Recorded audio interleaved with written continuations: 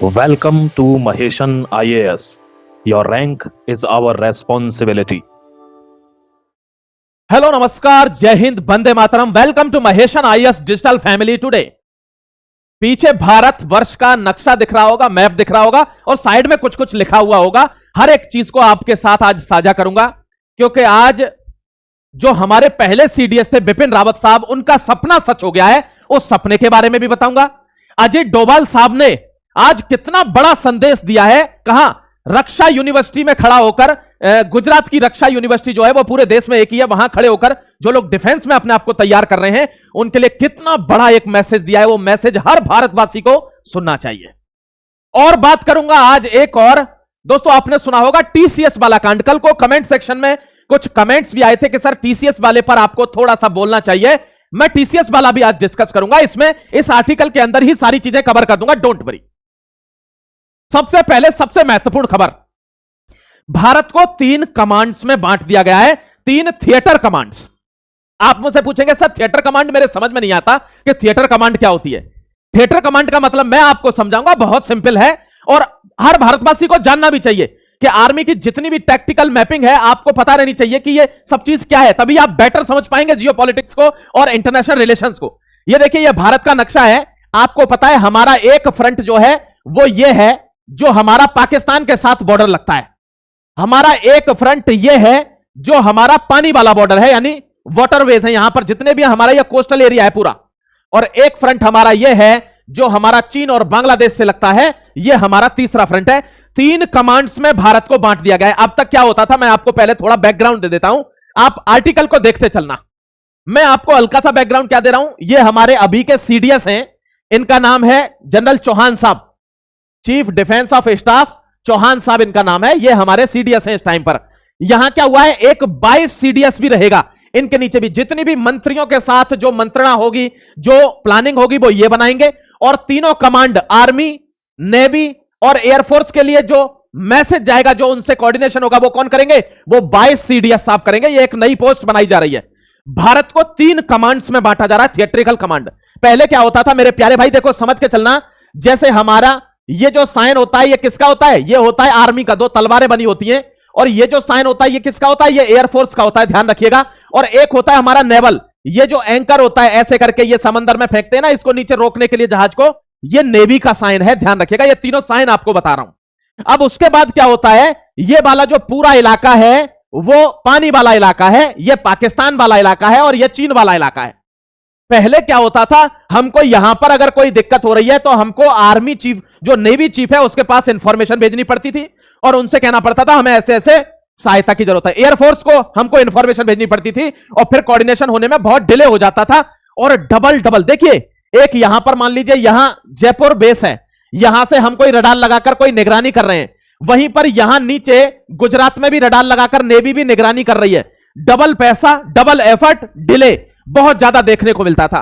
तो बिपिन रावत साहब ने एक प्लान बनाया था, वही प्लान इन्होंने इंप्लीमेंट कर दिया है। ध्यान रखिएगा, सेम प्लान एकदम। इन्होंने कहा है कि एक थिएट्रिकल कमांड में एयरफोर्स, आर्मी और नेवी तीनों रहेंगी, तीनों एक, हर एक कमांड में, इसमें भी और इसमें भी। जिससे हमने बांटा कैसे, लेकिन डील कौन करेगा? जैसे आपको पता है हमने अभी ऑपरेशन सिंदूर किया था मेरे भाई। ऑपरेशन सिंदूर में भारत ने दिखाया कि भारत क्या है, यानी हमारे लॉन्ग रेंज मिसाइल ने पाकिस्तान को नाश्ते नाबूद किया। तो पाकिस्तान के लिए सबसे बेस्ट फोर्स कौन सी है? हमारी एयरफोर्स। समझ गए? तो हम दुश्मन की टेरिटरी में घुसे बिना उसको वहीं खत्म कर सकते हैं। इसलिए ये वाला जो फ्रंट है उसको कौन लीड करेगा? उसको लीड करेगी भारत की एयरफोर्स। अब चीन का टेरेन आपने देखा होगा, चीन का क्या है, वहां मक्खियों की तरह भिन भिनाते हुए कुछ लोग घुसते हैं, वहां रोड बनाते हैं और कहते हैं ये तो हमारा इलाका है 100 साल से। वहां जो जमीनी इंफिल्ट्रेशन है वो बहुत बड़ी मात्रा में, वहां सैनिक घुस घुस कर विस्तारवाद करते हैं। उधर एयरफोर्स का इतना बड़ा खेल नहीं है। इसलिए हमने आर्मी वालों को, यानी हमारी आर्मी कमांड को जिम्मेदारी दी है चीन वाले इलाके की। यहां कौन हैंडल करेगा? यहां आर्मी की थिएट्रिकल कमांड हैंडल करेगी, लेकिन सैनिक तीनों रहेंगे, नेवी के भी, एयरफोर्स के भी, आर्मी के भी। ठीक है, कमांड, तीनों कमांड को मिलाकर एक थिएट्रिकल कमांड बनाइए और टोटल 3 थिएट्रिकल कमांड है। यहां पर हमारी नेवी गवर्न करेगी, क्योंकि यह पूरा इलाका कोस्टल है। यह भारत की रक्षा में आज तक का सबसे बड़ा डेवलपमेंट है। और देखना, अब मैं कह रहा हूं कि ऐसा क्यों कह रहा हूं सबसे बड़ा डेवलपमेंट है, क्योंकि सिर्फ भारत इसको यूज नहीं करता है। दुनिया समझ रही होगी सिर्फ भारत इसको यूज करता है, नहीं, इसको तीनों बड़ी महाशक्तियां यूज करती हैं। चीन भी यूज करता है, इसको अमेरिका भी यूज करता है और इसको रूस भी यूज करता है। उनकी सारी कमांड्स ऐसी ही हैं। 3 थिएट्रिकल कमांड है उनकी और तीनों में तीनों जगह के सैनिक हैं। भारत चौथा देश है जिसने अपने देश को 3 थिएट्रिकल कमांड में बांट दिया। ट्रिबिया सबसे पहला देश था 1999 में जिसने यह काम सबसे पहले किया था। समझ गए? अब आगे बढ़ रहा हूं। आपने देखा होगा हमजा अली मजारी, धुरंधर याद आया? हमजा अली मजारी, यानी आप समझ गए होंगे पिक्चर देख के कि बलोचों का क्या रिश्ता है पाकिस्तान के साथ, क्यों दुश्मनी है। क्योंकि कभी उन्होंने उनके बच्चों के खाने में जहर मिला दिया पाकिस्तानियों ने, कभी उनके बच्चों को मार दिया, कभी उनकी औरतों को मार दिया। उनके पूरे संसाधन बलूचों के किसने यूज करे?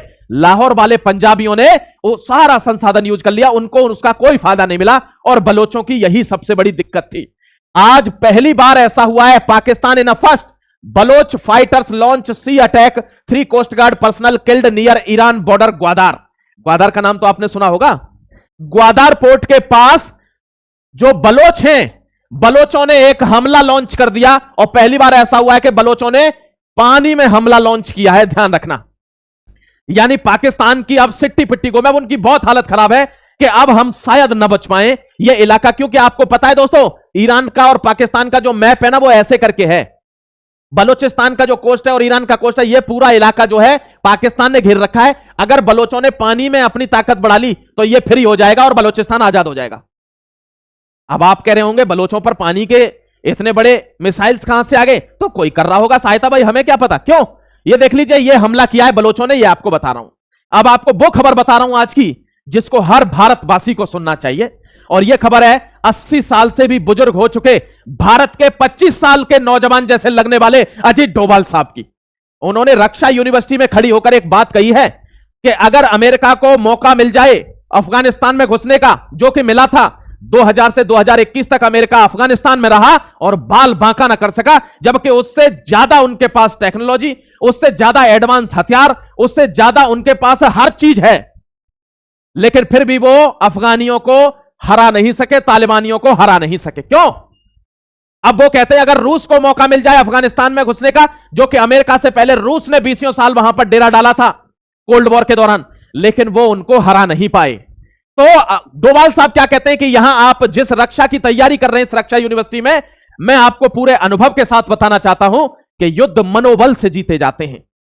युद्ध हथियारों के दम पर नहीं जीते जाते, युद्ध मानसिकता के दम पर जीते जाते हैं। और आपके सामने जीता जागता उदाहरण है भारत का कि चारों तरफ दुश्मन घिरा हुआ है लेकिन भारत शक्तिशाली बनकर खड़ा हुआ है, जबकि भारत ने पाकिस्तान के अलावा किसी से युद्ध नहीं किया है।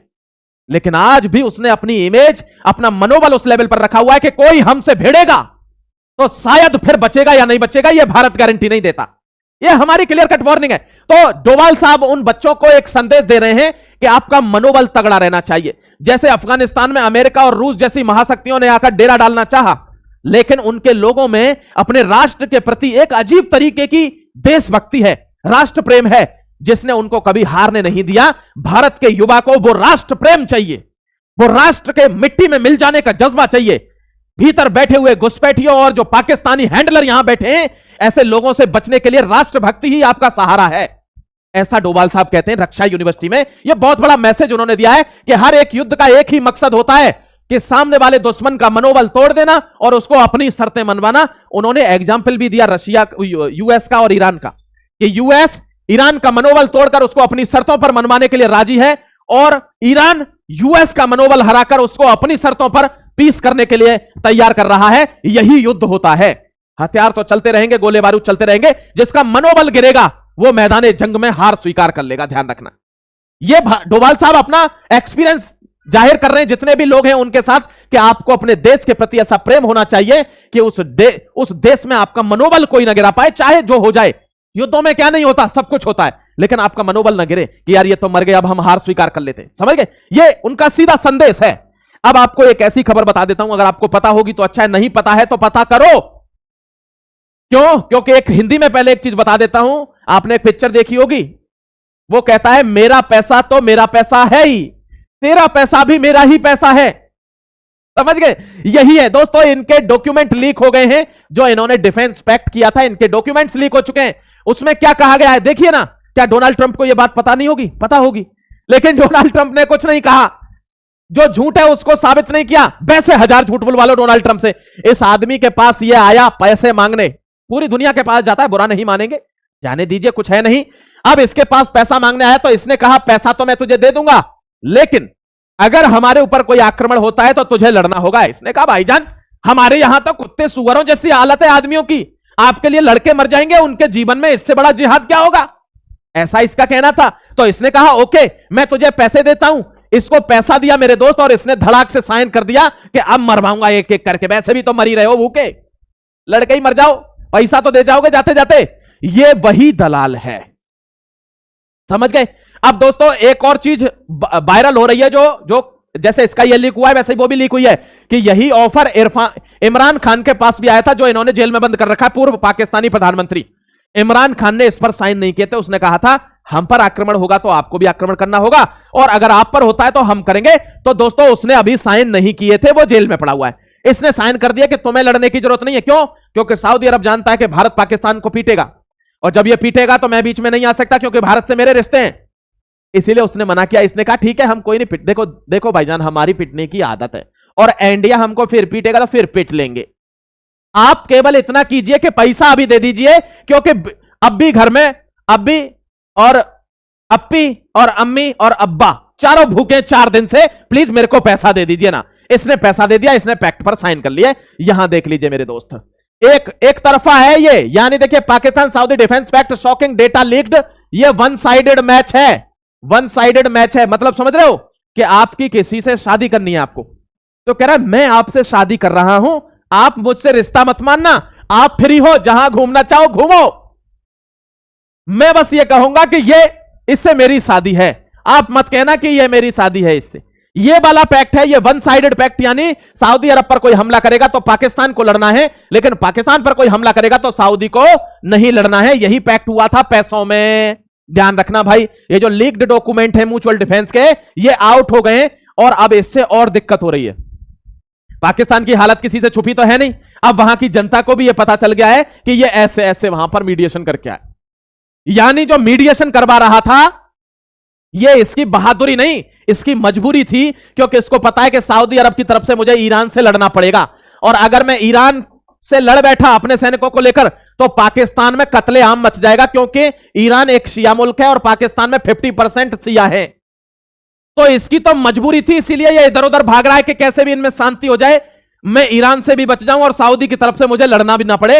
ये मजबूरी थी इसकी, इसलिए इसने यूएस के तलवे चाट के कहा कि मुझे मीडिएटर बनाओ, वरना इसको पूछता कौन है, गली का कुत्ता है ये, समझ गए। तो ये डॉक्यूमेंट लीक होने से इसकी हकीकत सामने आ गई। और एक और शॉकिंग न्यूज बताऊं, देखो इसमें होगी मेरे ख्याल, एक और शॉकिंग न्यूज है मेरे दोस्त, इसमें होगी, इसमें पता नहीं, देख लेता हूं, आगे होगी तो ठीक है। जिस होटल में इसने 5 दिन के लिए वो मीडिएशन करवाया था ना, उसका बिल नहीं दे पाया होटल वाला बिल लेकर इसके घर के बाहर खड़ा हुआ है कि तुम प्रधानमंत्री हो, बिल दो। उसने कहा मैं नाम का प्रधानमंत्री हूं, देखो अम्मी भूखी है, घर में खाने के लिए कुछ है नहीं, कहां से बिल दूंगा। उसने बिल माफ कर दिया होटल वाले ने कि यार तुझसे तो फिर मैं ही ठीक हूं, तू पाकिस्तान का प्रधानमंत्री कैसे बना हुआ है। ये देखिए, one amendment states that Pakistan is obligated to send forces to Saudi Arabia upon request to deal with any threat to its security, sovereignty, territorial integrity और इंटरेस्ट। सऊदी अरब के साथ कुछ भी होता है, पाकिस्तान को तुरंत सेना भेजकर उनकी तरफ से लड़ाई लड़नी है, लेकिन पाकिस्तान में कुछ भी होता है तो सऊदी अरब को कुछ नहीं करना। यही डॉक्यूमेंट लीक हुआ, ये कौन है, मोहम्मद बिन सलमान। पैसा किसके वापस करने, मोहम्मद बिन जायद के, जो यूएई का प्रेसिडेंट है। ये कहां का है, ये सऊदी का प्रेसिडेंट है, सऊदी अरबिया। देख लीजिए मेरे दोस्त, कोई भी रियाद की तरफ से रेसिप्रोकल नहीं होगा, पाकिस्तान को ही लड़ना है, ये वन साइडेड पैक्ट है। Risk for Pakistan if the talks failed. अब टॉक फेल होती है तो पाकिस्तान के लिए रिस्क है, तो रिस्क तो हो ही गया, और इससे ज्यादा क्या रिस्क होगा। Inside Pakistan defence pact with Saudi that could pulled into the Iran war. यानी रिस्क यह है कि अब यह डिफेंस फेल हो गई टॉक, अब सीधी बात यह हो गई कि मजबूरन पैक्ट के अंदर फंसे होने के कारण पाकिस्तान को ईरान पर गोलीबारी करनी होगी। पाकिस्तान ईरान के युद्ध में शामिल हो चुका है, यह इसकी मजबूरी है। अब ईरान किसको ठोकेगा, उसी को ठोकेगा जिसके यहां बैठकर शांति की वार्ता करने गया था। समझ गए, यही तो खेल था। पाकिस्तान तो हर तरफ से मर गया, और जब इसको ईरान ठोकेगा तो फिर ये यूएसए को बोल देगा अब हमारे यहां जहाज उतारो और ईरान को ठोको, और फिर पाकिस्तान में सिया मारे जाएंगे, ईरान में सिया मर ही रहे हैं। जय हिंद, वंदे मातरम। समझ गए मेरे प्यारे भाई? आपको यही आर्टिकल मुझे समझाना। देखिए ये बता रहा हूं, इमरान खान के टाइम पर भी ये आया था, लेकिन Imran Khan who sat on it over a year refusing to sign, 1 साल तक इसको पेंडिंग डाले रखा और साइन नहीं किया इमरान खान ने। यही अमेंडमेंट सेम उस टाइम पर आया था सऊदी अरब की तरफ से। ये सबसे पहले 1982 में हुआ था, फिर उसके बाद 2005 में इसको रिन्यू की गया और ऐसे ही ये चलता आ रहा था। अभी शहबाज ने इसको रिन्यू कर दिया, इसने इसको डिनाई कर दिया था कि मैं नहीं इस पर साइन करूंगा। भारत ने अगर पाकिस्तान पर हमला किया तो क्या सऊदी अरब भेजेगा सेना डिफेंस? बस सऊदी क्यों भेजेगा? उसके पैक्ट में ही नहीं है। वैसे ही दुनिया कह रही थी सऊदी अरब भारत के खिलाफ लड़ेगा, ये लड़ेगा। अब तो डॉक्यूमेंट लीक हो गए, वो तो कभी नहीं आ सकता। किराए पाकिस्तान की सेना किराए की सेना हो गई है, इसकी पुष्टि हो गई है। जैसे नेतन्याहू ने कहा था मैं 100 रुपए प्रति आदमी ले सकता हूं, तो पाकिस्तान घबरा गया था, अरे हम बिक रहे हैं तो इसका मतलब यह थोड़ी है कि बाजार में बैठ के ही बिक जाएंगे। तो उसने कहा कैसे बिकेगा? कि भाईजान 100 नहीं 1000 दे दीजिए, 1000 में आदमी मुहैया करवा दूंगा। उसने कहा तेरा तो 5 रुपए में भी नहीं लूंगा। तुम जहां चाहते हो वहीं अंडरवियर खोल के खड़े हो जाते हो और ऐसे डंडी पर अपनी ड्रेस टांग देते हो कि हम हो गए बर्बाद, हमको जान से ना मारा जाए। हमारे छोटे छोटे बॉर्डर फिल्म देखिए, मेरे छोटे छोटे 2 बच्चे, हमको जान से ना मारना। हर आदमी भारत थोड़ी है, भारत ने तो उसको पानी पिला दिया, कहा जा भाग यहां से। लेकिन वो लोग नहीं छोड़ेंगे, वो तो मार देंगे दोस्तों।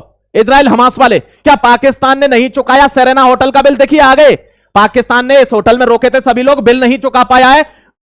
इसके घर के बाहर खड़ा हुआ है मालिक, और बाद में उसने कहा कि हम सब भूखे हैं, तो उसने कहा पाकिस्तान पूरा भूखा है, कोई बात नहीं बिल माफ कर देता हूं। ये देख लीजिए, Trump says US Iran were very close. ये तो कुछ भी बोलता है, इसकी बात पर ध्यान नहीं देना। अभी क्या कह रहा है? अभी कहा है कि यूएस और ईरान का युद्ध खत्म होने वाला है तुरंत, और लेकिन हमारा मामला खत्म नहीं हुआ है, युद्ध खत्म हो जाएगा, लेकिन हम तैयार रहेंगे कि यह न्यूक्लियर ना बना ले। तो इसको कुछ मिल नहीं रहा है बोलने के लिए, तो यह कुछ भी बोलेगा मेरे भाई, इस पर ध्यान मत देना आप। Pakistan PM headed to Riyadh and Ankara amid protest of new talks. अब रियाद की तरफ जा रहा है और अंकारा की तरफ जा रहा है दोबारा वार्तालाप करवाने के लिए, दोबारा शांति वार्ता के लिए। किसके बीच में? यूएस और ईरान के बीच में। टर्की के पास जा रहा है। अबे टर्की से तो वैसे ही नहीं बनती नेतन्याहू की, उससे तो कभी जिंदगी में मीडिएशन नहीं करवाएगा वो। इसमें बुद्धि नहीं है, इसीलिए अब दोबारा देखिए, पाकिस्तान की मजबूरी है भागना। वो कोई बड़ा प्लेयर नहीं है जो इसलिए वो चाह रहा है कि ये युद्ध शांति बंद हो जाए। वहां पर सब कुछ खत्म हो चुका है, इसलिए उसकी मजबूरी है कि मुझे लड़ना ना पड़े ईरान से, इसलिए इतनी भागादौड़ी कर रहा है। ये न्यूज मुझे आपको बतानी थी, and that is the news. और देख लेता हूं माय डियर अगर कुछ होगा तो। हाँ एक चीज और है, देखिए, US on India about Iran talks. America ने ऐसे लिखा है वी लव यू। किसके लिए लिखा है? भारत के प्रधानमंत्री के लिए लिखा है कि वी लव यू। हमने आपको छेड़कर गलती की, आपने हमारे पहला चांटा मारा किस पर? टेरिफ पर, फिर थूक कर चप्पल पर, फिर चप्पल मारी किस पर? दोबारा टेरिफ पर। और उसके बाद हम परेशान हो गए, हम युद्ध में अटक गए, तुमको मारने की बहुत कोशिश की, तुम मरते नहीं हो, तुम पे साक्षात महाकाल का आशीर्वाद है। भारत ऐसा देश है कि इसके लोग भी नहीं झुकने को तैयार हैं। मैं इधर फंस गया ईरान में, करूं तो करूं क्या? तो भारत के प्रधानमंत्री से कहता है वी लव यू। क्या कह रहा है? We love you. और कह रहा है भारत को तय करना होगा कि ईरान और यूएस की वार्तालाप में उनको क्या डेवलपमेंट करना है। आ गया नीचे। ध्यान रखना बेटा, आम कितने भी बड़े हो जाएं, लटकेंगे पेड़ पर ही, पेड़ से ऊपर नहीं जा सकते। तो आ गया ना विश्वगुरु के नीचे, यही जरूरत थी। अब सर्जियो गौर कह रहा है कि भारत खुद तय करेगा, हम कोई नहीं है, हमारी कोई औकात नहीं है कि भारत को बताए कि भारत ऐसा कर दे, हम भारत के ऊपर छोड़ते हैं, वो तय करेगा। आप बताइए इसमें भारत की विजय है कि नहीं है? कि भारत स्वयं जो मीडिएशन कराता है वो स्वयं डिसीजन देता है कि ऐसा ऐसा आप करिए। वो ऐसा नहीं करता कि अमेरिका की बात लेके ईरान में पहुंचा दे और ईरान की बात लेके अमेरिका में पहुंचा दे। वो तो पोस्टमैन है, वो तो पोस्टमैन है, वो मीडिएटर कहां हो गया? इसीलिए भारत से दुनिया कह रही है कि आप अपना निर्णय आप स्वयं बनाएं। ठीक है मेरे भाई, ये अब तक की लेटेस्ट इंफॉर्मेशन थी, मैंने आपको सारी दे दी है। महेशन को सब्सक्राइब करके जुड़े रहना, वीडियो को शेयर करना। अच्छा लगता है वीडियो तो लाइक का बटन जरूर प्रेस करा करिए। फिर मिलता हूं एक और नई अपडेट के साथ, तब तक जय हिंद, वंदे मातरम, गॉड ब्लेस यू।